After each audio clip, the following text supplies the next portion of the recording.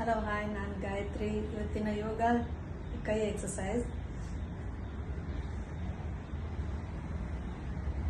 ಹೀಗೆ ರೊಟೇಟ್ ಮಾಡೋದು. 1 2 3 4 5 6 7 8 9 10.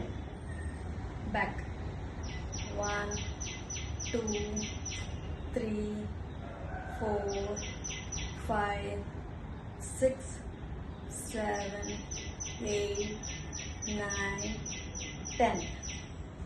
Okay, now next exercise. 1 2 3 4 5. Opposite, rotate. 1 2 3 4 5. ಇದನ್ನು ಕುಳಿತುಕೊಂಡು ಕೂಡ ಎಕ್ಸಸೈಸ್ ಮಾಡಬಹುದು. ಇದರಿಂದ ಕೈಗಳಿಗೆ ವ್ಯಾಯಾಮ